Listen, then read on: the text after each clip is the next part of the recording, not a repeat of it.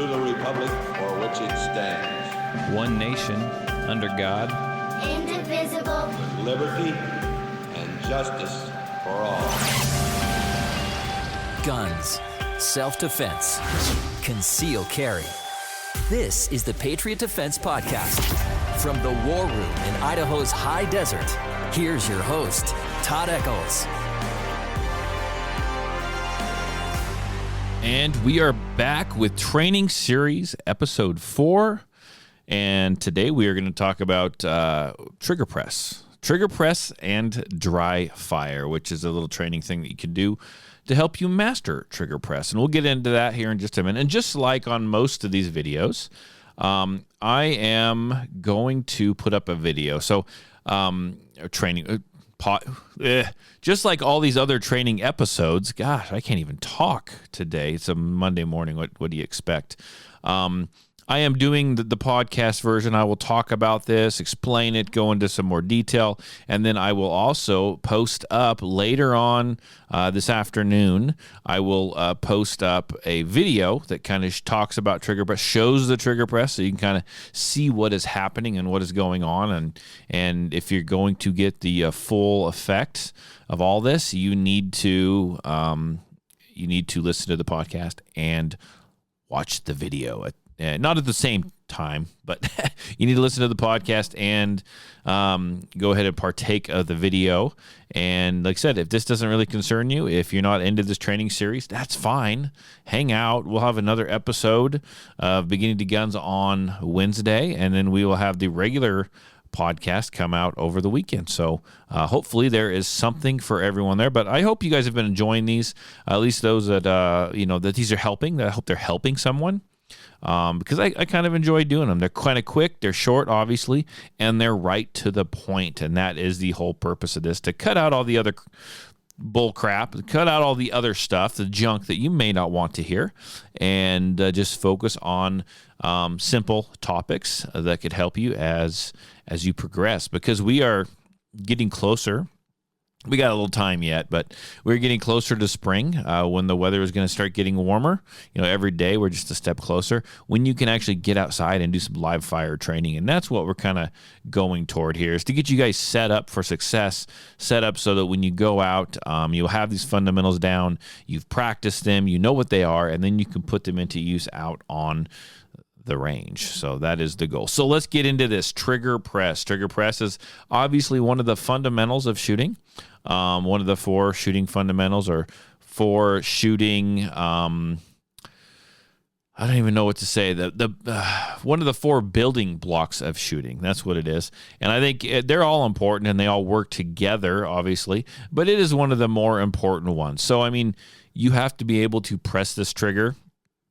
And you got to do so. The goal is being able to press the trigger without making the rest of the gun move or without disturbing your sights to get an accurate shot. And you do that via trigger press. Everyone's heard the term flinch or anticipate.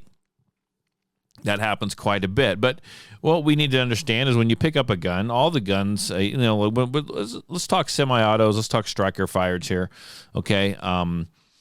Every trigger is going to feel completely different, from a Taurus to a Glock to a Smith & Wesson, make, model, whatever. Maybe it's a factory trigger, maybe it's not. They are all going to feel 100% different. Now, you can learn the trigger, and if you have a carry gun, you need to learn the trigger. You need to learn it inside and out. You need to know it pretty intimately. You need to know what it feels like, where the trigger break is, how much pressure that you need to give it to make that gun fire without disturbing the sights or without moving everything else, moving the gun, right, at the time you break the shot. So the whole goal is to, like I said, be able to take the shot. Now, you have to remember that when that bullet leaves that gun, wherever the barrel of that gun is pointed at the time you break the shot, that's where the bullet's going to go. And it doesn't take much. A flinch is, we've all seen people shoot. they pick up the firearm, they're pressing the trigger, and all of a sudden they flinch. And when they say flinch, they press the trigger too hard, it snaps back, whatever, the barrel of the gun twitches a little. It could be just a little bit, it could be a lot. I've seen it move a lot, but it doesn't take much. It doesn't take much at all. It could be one of those slight twitches. Now, this is, you look at that and you go, well, that's just a minute movement. Like, that doesn't matter. That doesn't mean anything. It does, and actually it gets worse the further away you are. So it's a little bit at the gun, but downrange, by the time that bullet hits a target, it is incrementally growing, right? It's like an angle. If you're a carpenter, if you've ever laid tile, if you've ever, measured anything, right, and you're trying to measure on this side of the room and you're trying to end up with the same measurement on the other side of the room, it's like an angle. If you're off a little bit, the further away it gets, and as it moves away from where you initially measured, if as it moves away, right, it starts to grow and it gets bigger, and so you may be dropping that shot by 1.5 inches or 2 inches, depending on how big of a flinch that you had back at the source, which is the firearm, back at the gun. It doesn't take much.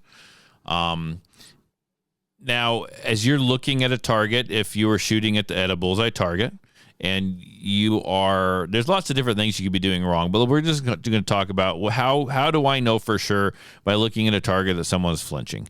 I can tell by looking at the target, because if they're shooting for the bullseye and they're a right-handed shooter and their shots are low left, that's flinching.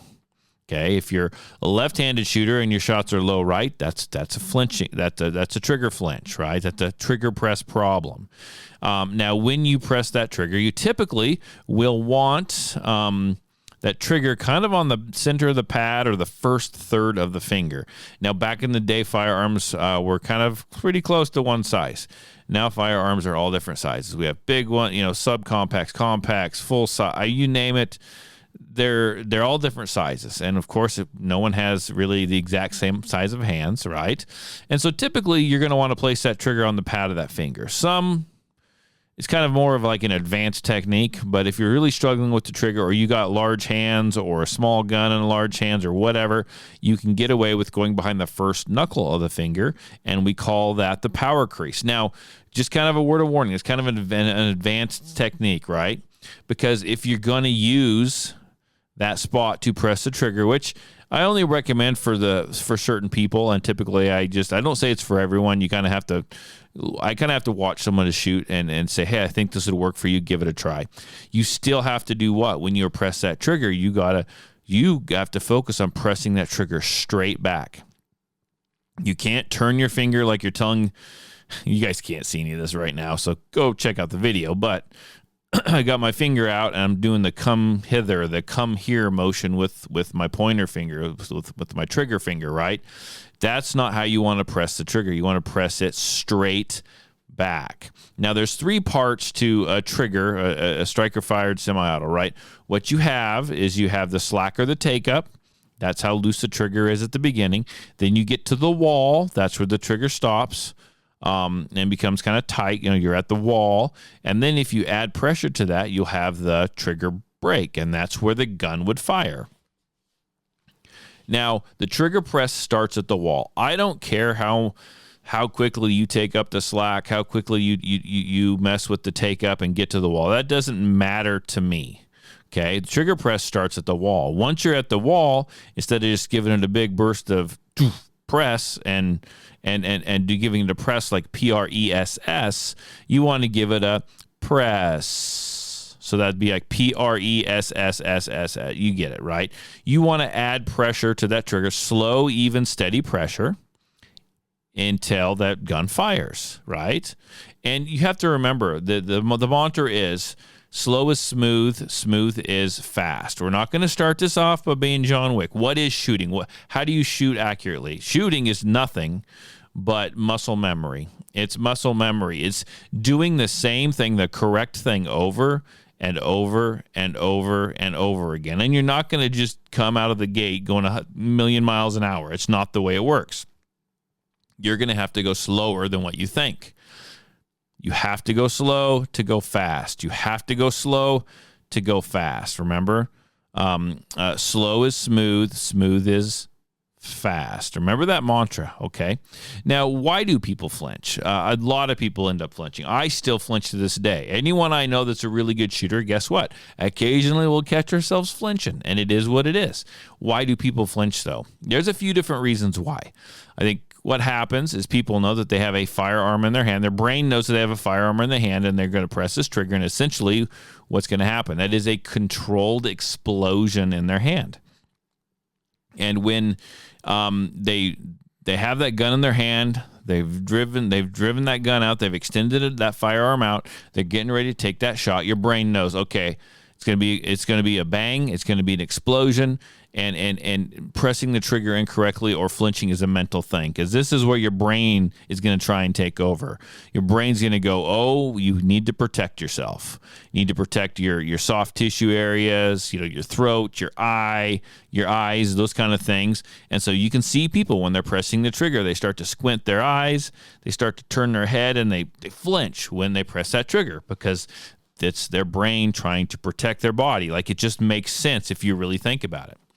So it is a mental thing. You have to learn to override that. Now, we have eyes on, we have ear protection, eye protection on. So those parts of our body are safe, right? They are protected. So now we have to focus on convincing ourselves that this is going to be good. So instead of focusing exactly on where that shot is going to happen or exactly where the bang is going to take place, we need to focus on one of the other fundamentals, and that is sight picture, right? How do you line the sights up? You got to have the sights lined up correctly, right? And on target, or your bullet's not going to go, your round isn't going to go where you want it to, and you've got to keep those sights undisturbed, like you can't move them, so you got to focus on doing that. And so focus on the sights. So you drive the gun out, your finger's on the trigger, you take up the slack, you find the wall, and you're going to keep the sights on. Sights are on, and while you're doing this, you're slowly adding pressure with that trigger finger. Sights are on, sights are on, sights are on, bang, and all of a sudden, bang, right? You're just, while you're keeping the sights on, while you're focused on that, you're just adding pressure with that trigger finger. That's all you're doing, adding pressure with it. And it's steady pressure. It's not all of a sudden steady, steady, steady, bam, I'm going to take the shot and slam my finger on the trigger as hard as I can.